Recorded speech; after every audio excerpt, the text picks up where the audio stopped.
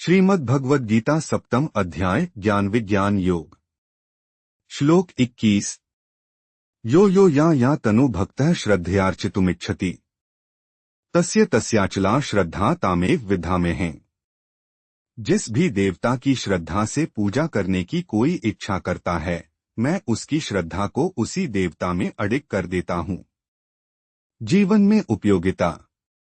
यह श्लोक हमें यह सिखाता है कि परमात्मा हर प्रकार की श्रद्धा और भक्ति को स्वीकार करता है और भक्त की भावना के अनुरूप उसकी श्रद्धा को स्थिर करता है। जीवन में इससे यह शिक्षा मिलती है कि ईश्वर हमारे मनोभावों को जानता है और उन्हें वैसा ही रूप देता है जैसा हम चाहते हैं। इसलिए अपनी इच्छाओं और आस्थाओं को शुद्ध और श्रेष्ठ बनाना चाहिए। यह हमें यह भी याद दिलाता है कि विविध पूजा पद्धतियां भी अंततः एक ही परम सत्य की ओर ले जाती हैं और हमें दूसरों की आस्था का सम्मान करना चाहिए। इससे जीवन में सहिष्णुता, विनम्रता और एकता की भावना बढ़ती है। श्लोक 22। सतया श्रद्धया युक्तस्तस्याराधनमिहिते लभते च ततः कामान् मयैव विहितान् हि तान्। भक्त उस देवता की श्रद्धा से पूजा करता है और अपनी इच्छाओं को प्राप्त करता है, परंतु वे इच्छाएं वास्तव में मैं ही पूरी करता हूँ। जीवन में उपयोगिता। यह श्लोक हमें समझाता है कि संसार के सारे फल और सफलताएं परमात्मा की ही देन हैं, चाहे हम उन्हें किसी भी माध्यम से प्राप्त करें। हमें अपने अहंकार को छोड़कर यह मानना चाहिए कि सभी उपलब्धियां ईश्वर की कृपा से मिलती हैं। इससे जीवन में कृतज्ञता और विनम्रता आती है। यह हमें भक्ति में सरलता और समर्पण सिखाता है। साथ ही यह ध्यान दिलाता है कि पूजा का उद्देश्य केवल सांसारिक कामनाओं की पूर्ति नहीं होना चाहिए, बल्कि आत्मिक उत्थान और ईश्वर के प्रति प्रेम होना चाहिए। श्लोक 23। अंतवत्तु फलं तेषां तद्भवत्यल्पमेधसां देवान् देव्यजो यान्ति मद्भक्ता यान्ति माम्पि। देवताओं की पूजा करने वालों को मिलने वाला फल क्षणिक होता है। देवताओं के उपासक देवलोक जाते हैं, पर मेरे भक्त अंततः मुझे ही प्राप्त होते हैं। जीवन में उपयोगिता। यह श्लोक बताता है कि क्षणिक सुख और स्थायी कल्याण में अंतर है। अल्पबुद्धि वाले लोग केवल तात्कालिक लाभ और भोग की कामना करते हैं, जबकि सच्चे भक्त परमात्मा की शरण लेकर मोक्ष को प्राप्त करते हैं। इससे जीवन में दूरदर्शिता और विवेक विकसित होता है। हम समझते हैं कि हमें स्थायी और सर्वोच्च लक्ष्य के लिए प्रयास करना चाहिए। सांसारिक सुख क्षणिक है, लेकिन आत्मिक शांति और ईश्वर प्राप्ति ही स्थायी है।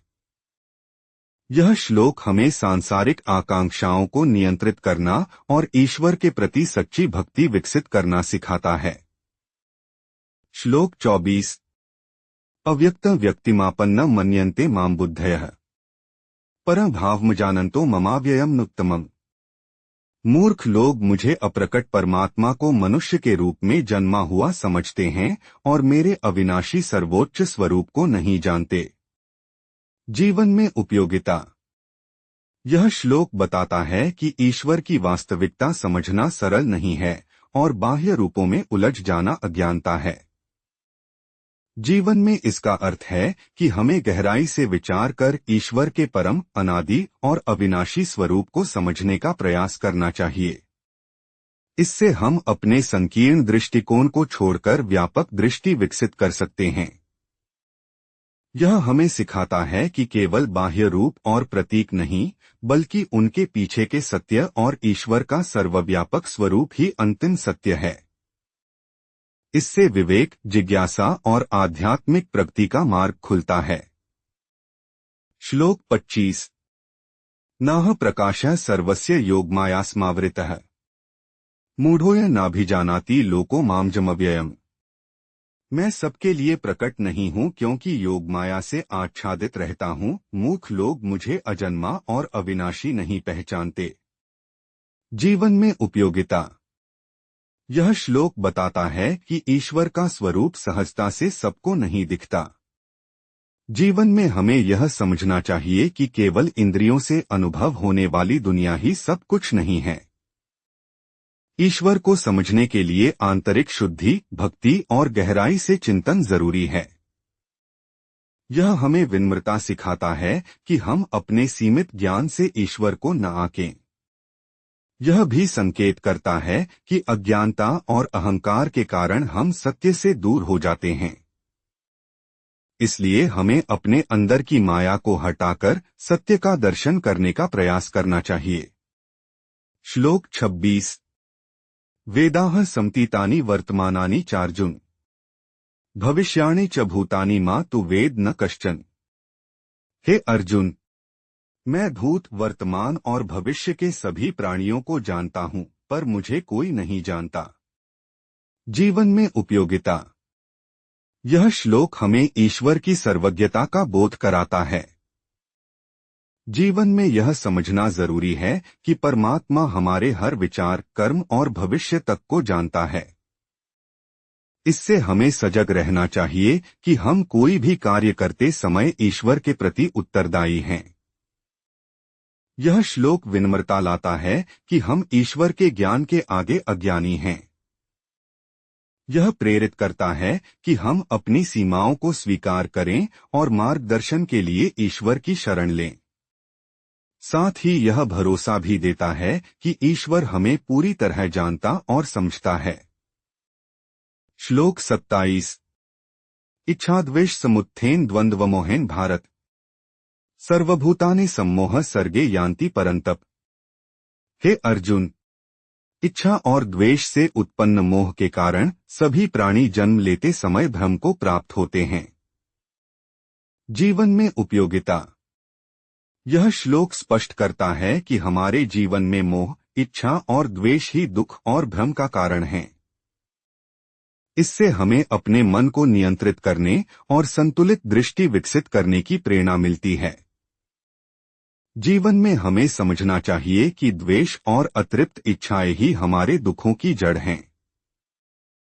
यह हमें आत्मनिरीक्षण, साधना और संयम का महत्व बताता है। इससे हम मोहमाया के जाल से बाहर निकलकर सच्चाई और शांति की ओर बढ़ सकते हैं। यह जीवन में आध्यात्मिक दृष्टि विकसित करने की प्रेरणा देता है। श्लोक 28। येषा त्वन्तक्तं पापं जनाना पुण्यकर्मणा ते द्वंद्वमोहनिर्मुक्ता भजन्ते मां दृढ़व्रता है। जिनका पाप नष्ट हो चुका है और जिन्होंने पुण्यकर्म किए हैं, वे द्वंद्व मोह से मुक्त होकर दृढ़ निश्चय से मेरी भक्ति करते हैं। जीवन में उपयोगिता। यह श्लोक हमें बताता है कि जीवन में भक्ति का मार्ग साफ करने के लिए पापों का नाश और पुण्यकर्म आवश्यक हैं। यह सिखाता है कि सत्कर्म और आत्मशुद्धि से हम मोह और द्वेष को छोड़ सकते हैं। जीवन में यह अभ्यास हमें सच्ची भक्ति, दया, करुणा और समर्पण की ओर ले जाता है। यह प्रेरित करता है कि हम अपने कर्मों को शुद्ध करें, अच्छे कार्य करें और ईश्वर की भक्ति में दृढ़ रहें। इससे मन की शांति और जीवन का उद्देश्य स्पष्ट होता है। श्लोक 29। जरामरण मोक्षाय मामाश्रित्य यतन्ति ये ते ब्रह्मा तद्विदुः कृत्स्नमध्यात्म कर्म चाखिलम।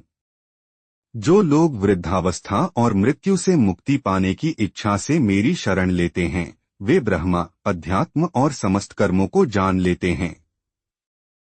जीवन में उपयोगिता। यह श्लोक जीवन के अंतिम लक्ष्य की ओर संकेत करता है, मोक्ष। यह हमें बताता है कि केवल सांसारिक सुख के लिए नहीं, बल्कि जन्म मृत्यु के चक्र से मुक्त होने के लिए ईश्वर की शरण लेना चाहिए। इससे जीवन में गहरी साधना, भक्ति और आत्मज्ञान की प्रेरणा मिलती है। यह हमें मृत्यु के भय से मुक्त करता है और बताता है कि जीवन केवल भोग और सुख के लिए नहीं है, बल्कि आत्मा के कल्याण के लिए है। इससे हमें अपने जीवन को सार्थक बनाने की दिशा मिलती है। श्लोक 30। साधिभूताधिदैवमा साधियज्ञं च ये विदुः प्रयाणकालेपि चमाते विदुर्युक्त चेतसः।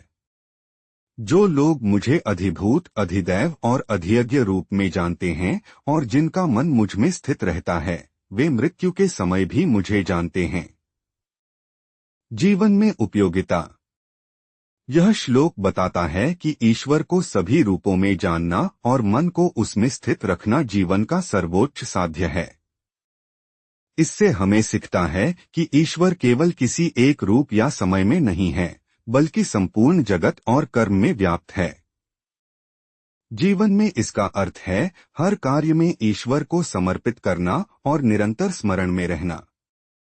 यह श्लोक मृत्यु के समय भी ईश्वर को याद रखने की तैयारी करने को कहता है। इससे जीवन में भक्ति का स्थायित्व आता है और हम सच्चे अर्थों में ईश्वर के निकट होते हैं। ओम नमो भगवते वासुदेवाय।